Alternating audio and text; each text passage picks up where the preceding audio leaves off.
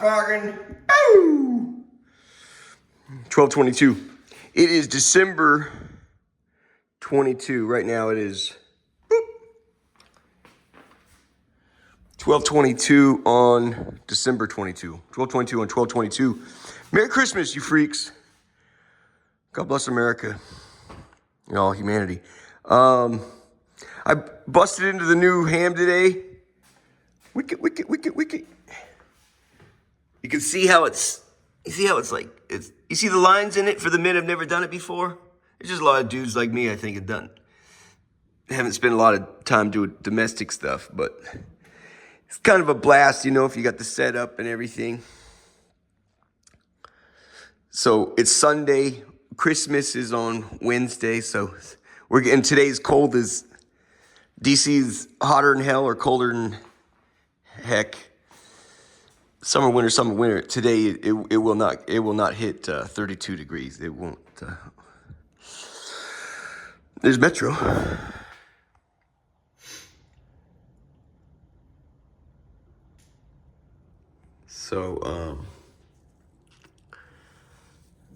So it's like I said, Sunday, and you got no one's in the building there. So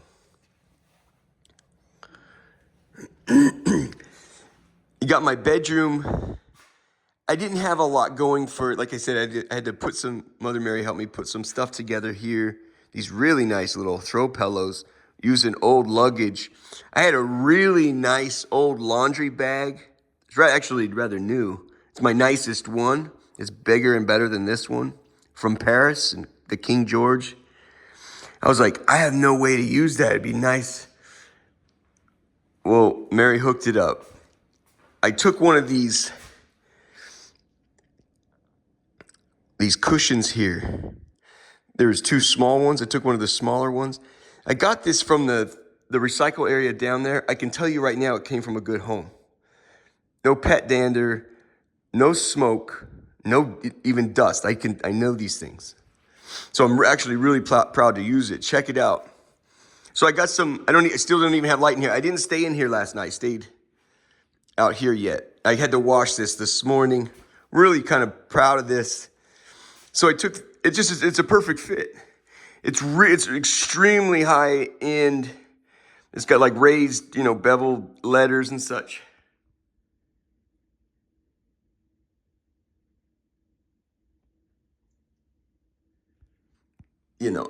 I got that online for $35-40 on eBay. You stay there for, $4,000 or $5,000 a night. You're welcome to take a, $50, $100 bag with you. But, so this is a, Nordstrom Jump. I'm real pleased with this, and I'm real pleased with that one. This one I'll be able to use. I don't use pillows. That's why, in fact, if you've noticed, I keep these like this. They keep going back and forth. You see this stack right here? That's my pillow. I had this weird thing, and that's kind of why the 12s and the deuces here, my deal with the devil, it's embarrassing it might sound cool to talk like that.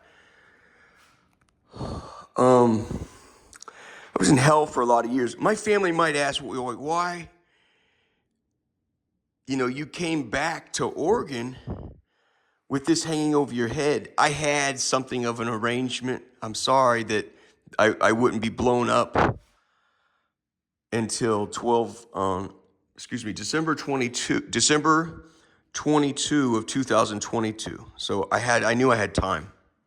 So you're like, wow, you came back to Oregon and acted like you're doing okay. Well, first of all, for my family's a little aside here. That's the thing in the family, right? Is to pretend like shit's okay. So, that's par for the course, right? Asshole. Pretend like shit's okay. The other thing was, I had some great confidence I wasn't going to blow it. I don't know what that means, man. At any rate, I don't use pillows. So that's sort of like why we don't really Well, first of all, I want my house to look warming and inviting and domesticated and beautiful. Not only do I want beauty is not alone is not good enough. It needs to be useful. I can use these I still have a hard time with this. The devil won't let me put my ear on a pillow. There you have it. So the pillows I usually put between my legs. It's just, I don't know what, it just feels comforting to have a pillow between my, so I will, however, prop these sunbucks right up under here. And this is cashmere, so this is actually quite comfortable, and I'll tell you right now, it's very easy. You ever seen the movie,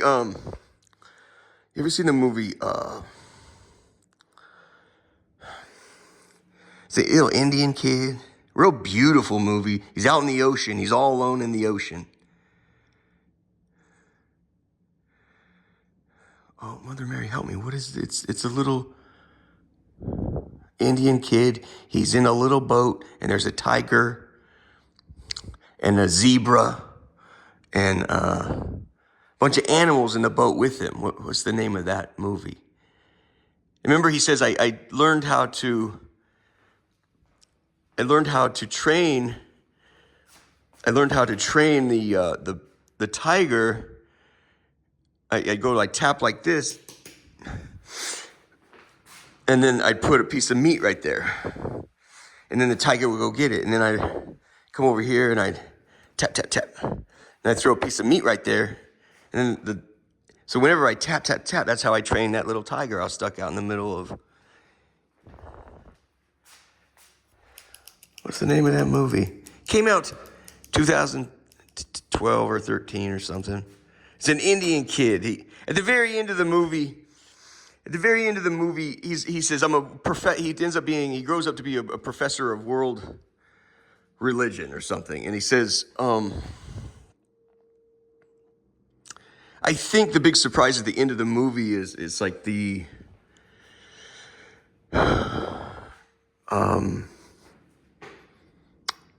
was no gorilla and there was no zebra and there was no tiger. The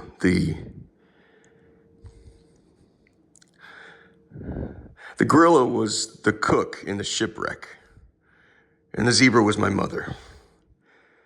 And so when I said that the gorilla ate the zebra, it was the cook had killed my mother and all this stuff. And he says at the very end, he says, and he's a professor of world religion, and he's explaining it to an author about how he explained, and at the end of the conclusion, he wraps it up, and he says, well, I submit to you, what's the difference? Which story is true? Which story do you want to be true? I don't buy any of that shit. Truth is, and they'll say, well, there's two truths, I said an attorney wrote a letter like that. Well, there's a second side to this story. Bullshit, friend. There is one fucking thing that happened. There ain't two sides to a fucking story. There is one thing that fucking happened. And you'll have people, it's a Macbeth thing. He says, you lie like truth. I'll tell you how that happens. Lies are an impoverishment.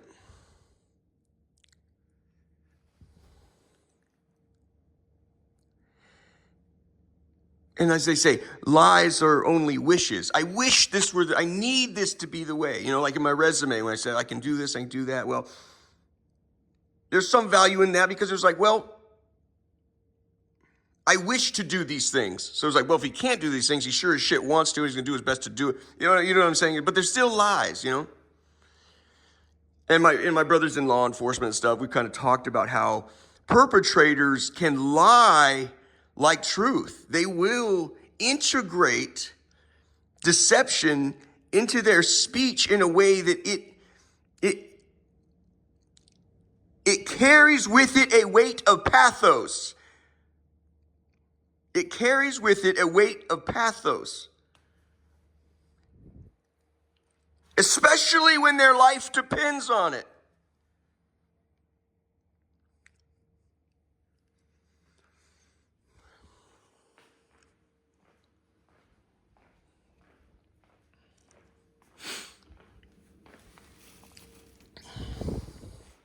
I had this one gal. I was out in the wetlands. It's a bar out in West Eugene, in Oregon. I was having drinks with my brother and his friends out on the back patio. A bunch of people, whole group of people. Yeah, and I'm the sort of guy, foolishly, people don't see, well, but he's got his own insecurities or whatever, before my text messages came out. But I wear refined, I like shit that, Brooks Brothers or Ralph Lauren or whatever. When you suffer indignities as a child, dignity is extremely important to you in later life, you see. We were all having drinks out on the back patio, whole bunch of people. This woman in the middle jumps up. In the middle, I don't know when she saw her opportunity, but she jumps up and screams and points directly at me and says, "That man grabbed my ass. That man grabbed my ass."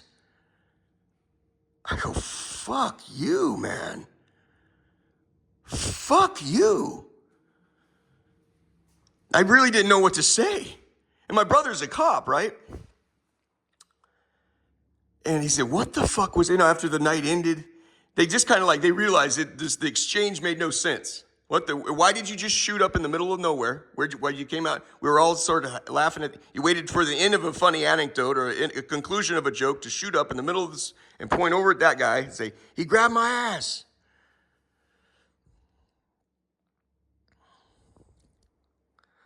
So they just kind of shut her down. I'm like, "Well, fuck you, man." I wish I'd handled it differently. I didn't know what to say. But my brother could tell I also wasn't all that worried about it. But later in the evening, as we were leaving, he goes, "What the fuck was that?" I go, the only time I saw her that night, I had gone to the bar inside, went into the bar to sign, to pay the bill. And I said, "Craig," she came up next to me at the bar, stood next to me, and I'm signing for the bill and I'm putting down the tip, this and that. And she stands next to me and she looks over and she goes, "You paying the tab, huh?" I go, "Yeah, it's about it. It's time to call it a night," or whatever, And I said, "She went her way and I went mine." He goes, "Wow. She put herself at the scene of the crime, huh?" She had to get close. She had to create an exchange. She had to create an exchange.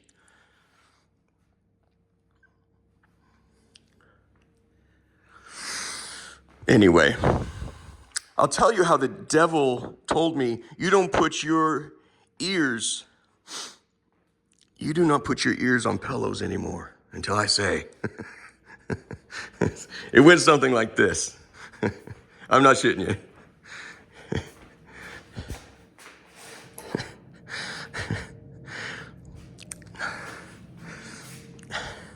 Well, say this is the pillow. Well, here's the pillow, here's the ear. It went like this. This is how he did it. It was the strangest little noise right behind my ear. Like that. And you're like, fuck. When there's nothing there, there's not a bug, and there's, you know what I mean? This happened in Big Sky. They're slowly, as you adjust to their presence, they have to slowly increase. It got even radically more fucked up. I'll give you one more and we'll go. I'm like, what the fuck ever, whatever that was, it had a weird element to it, just like a popping. It was like a pop.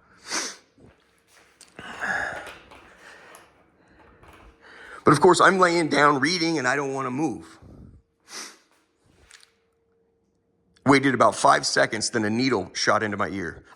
You jump up and run around the fucking room. From that point on, it was known, you don't put your fucking ear back on that shit. I tried it again. The next time I did it, a claw went into my ear. It gets so fucked up, you guys.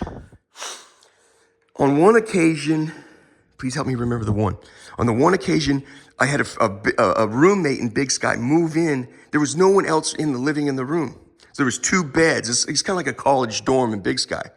There's 2, like one bed. It's pretty small. I've kind of done other videos on Big Sky's an incredible place, got so much going for them. They've got to solve their housing problem. You just have to. Yeah, I think I had heard the GM say, well, you know, I did well for myself. I came to Big Sky and lived in the damn dumpsters myself, or whatever they call it. You're the GM. Of course you did well. People are paying top dollar to rent a fucking walk-in closet to live in there. And when this news gets out, do you know what they say? Do they have another walk-in closet I can rent? You can't live like that. You can't live on the south side like that. You can't, you know. What was the other thing? Oh, so I have one of these small rooms with 2 beds, real small, you know, a bed here and a bed there. But when the guy shows up, I'm sleeping on the floor because it's like a torture chamber. These become torture chambers.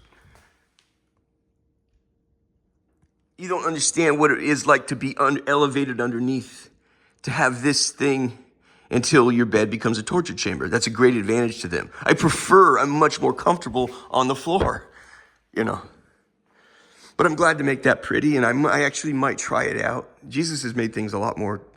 And Mary, of course, is the one that steps in and says, yeah, things have gone radically better because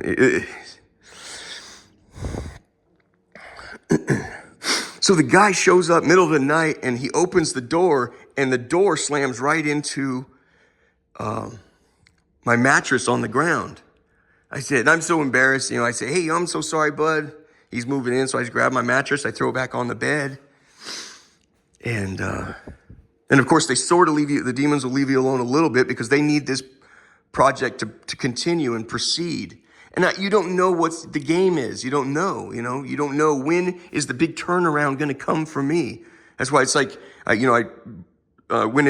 took contract terms on a yacht in Oxnard with a family friend, and he must be beside himself, or will be, when he learns you had demons. And well, first of all, I told you, chiefly above all, a lot of people don't fucking listen.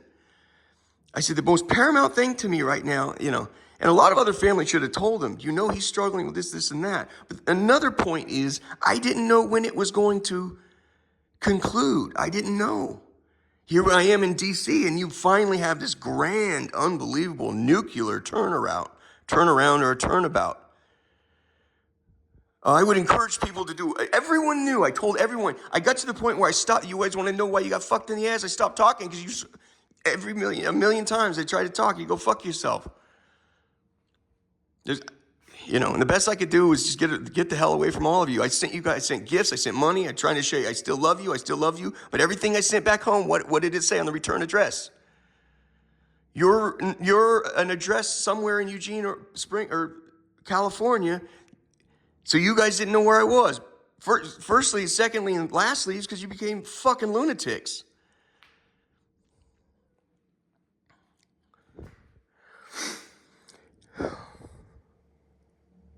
This is in Big Sky. I'm starting to adjust to what was happening. But I was laying on the ground before this guy showed up. So that was the one thing they said. Like, I don't fuck around with the ear thing anymore. Every night, I will not put my head on a pillow.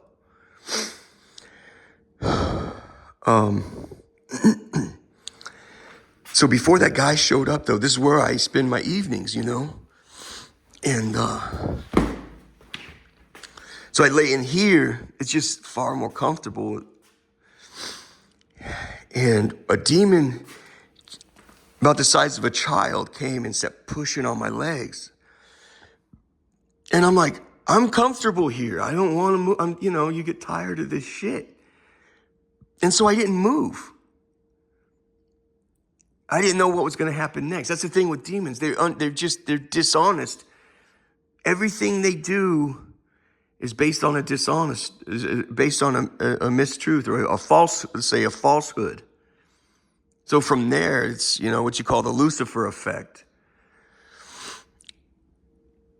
It's how evil can you get, so he's like pushing on my legs. I'm like, I just got home from work. I don't want to fuck around, I didn't move. He pushed twice. I didn't move. So then he grabs my leg. It scared the shit out of me. And then it dawns on me, he's not letting go. He never, from this day forward, that was March of 2019. He hasn't let go to this day. He's still wrapped around my left fucking leg.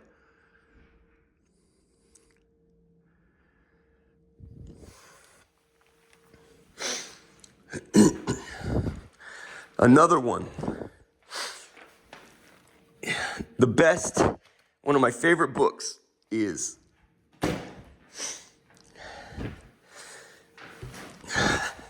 the big boys will know about this one. It's like this one right here. This is the King James Bible. It was a gift from my mother and my dad and my stepmother when I turned 13 years old.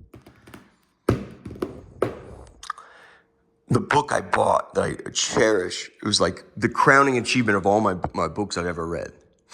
And it's hard to read. I wouldn't start there. You profit more. It's like caviar or something. You're like, why would I like that? It would be weird to you. Well, it's all the other foods you got to digest first, and you sort of get it, right? Just like this. It is called, what's it called?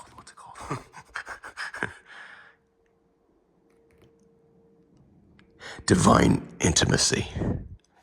I paid $55 for it. And it was a black leather jump like this, gold fringed pages. This is seen too much. You got to keep this out of the rain, you know. Golden pages, and it was divine intimacy. It's devotion to Mary. It's the Carmelites. It's OCD. Order of Carmelites Discalced. It just means like a fraternity or a sorority of Carmelites, which are friars and nuns, who are discalced, which means they don't wear shoes, or they wear shoes that are like sandals or something. They don't cover the feet. They stay that low and that humble. And some of them take vows of poverty, no money, vows of chastity, no grab ass, vows of like they won't accept station, they won't take you're like, I need you to explain to me why that's awesome. Because we have an entire world that's like going the other way, you know. I wish people would spend more time. And if you read Divine Intimacy, I don't think you're gonna find those answers. You need to start with smaller books. Start with, commentaries and shit like that. It is my most prized possession. I don't have it right now, and I'll explain it in a minute. But when I was in Big Sky, I was so excited to get it. It's like thousands of years of gathered wisdom on observation of the holiness and the charity and the beauty and of Jesus' mother Mary. Thousands of years of stuff. So I was so excited to get it. I was staying at the Golden Eagle with a good friend. I really like that young man out of Utah. Don't say his name. He's just so wonderful. But his dad was city manager. Hey, Dad. The young man is a handsome young man. He reminded me a little of myself. I hated the girls who would when we would go out, he was a fun guy. But he was beautiful and kind of naive too, or just innocent. He was innocent. And anyway, his dad was city manager in Lowell. I said, we built a vacation home out there. I said, your dad, without question, will know the log home out in Lowell. Everyone knows it. Anyway. It was a pleasure being roommates with him, and despite the trouble, and I couldn't tell him the troubles I was going through, but I get the book, I take it to the park right next to the Golden Eagle, I sit down to study the most beautiful book in the world, Caviar, If you're brand new, do you start at Caviar? You don't. And I sit down on the park bench, I start reading it, and about 3 or 4 sentences in, a tongue goes up my ass like this. That's life with demons. I closed the book, I put it back, went and had a drink. And one drink you take two, and then the third drink takes the fourth, and the fourth drink takes the fifth, and your family's all high-fiving each other. Incidentally, Mary shows up on my birthday 15 months ago. My birthday, September 29, 2023. That was when the whole matchmaker thing is. This is your fifth prayer was the most beautiful woman in the world whose inner beauty exceeds her outer beauty. Congratulations. It's not It's not your last girlfriend, which she was close. She had a nickname Duchess. I was like, wow. Next time I'll pray that I get to keep her or something, because he goes, it's not Duchess, it's Mother Mary. Yeah, you're the number one adopted son, and you're in the royal family. So 2 days before that, though, I have the book of Divine Intimacy. I loved it so much, and a $300 Coach sling around my back, and I was wearing this beautiful Marmot puffer jacket. I mean, just having a time of my life in DC, believe it or not. Things were starting to turn around despite these horrifying, this stuff is like out of a movie, but I was on the train. I felt absolutely certain, and I hate it when he does that. I felt absolutely certain. Jesus said, there's a broke down young black man, just a mess. He ain't showered in a year. He begs for $3, does crack or does alcohol or whatever, and just $3 to $3, He says, give him all your stuff. I'm like, first you laugh, right? You're like, yeah, right, It's like the most prized possession is that book. The Coach bag, which was supremely awesome. I was like, yeah, okay, I could give that up because I don't know that. There's that recent endorsement with that young kid that I was like, okay, he's lap dance. I don't really get into that shit. It's tawdry, but he was lap dancing on the devil. I understand what he's gay and what he's going through. I got it. I mean, I get it. He's trying to deal with confronting homosexual desires, with squaring that with the morality and God who demands laws be. I understand why he's doing it. I get it. But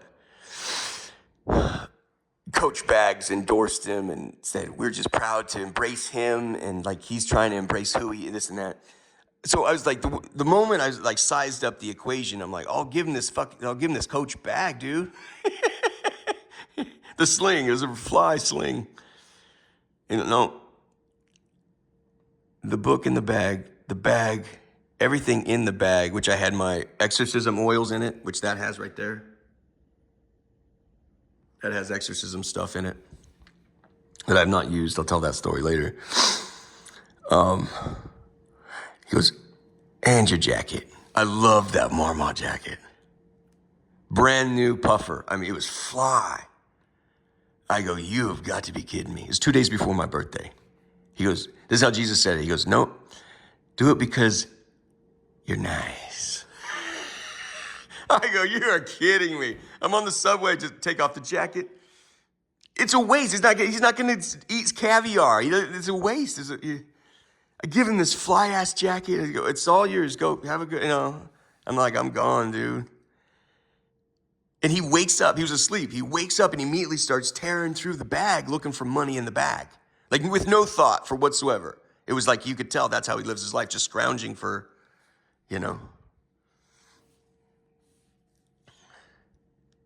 I felt sorry there was no money in the freaking bag at that time. At that time, I was flush. I just didn't have any money on me, or I would have tossed in a 20 or something,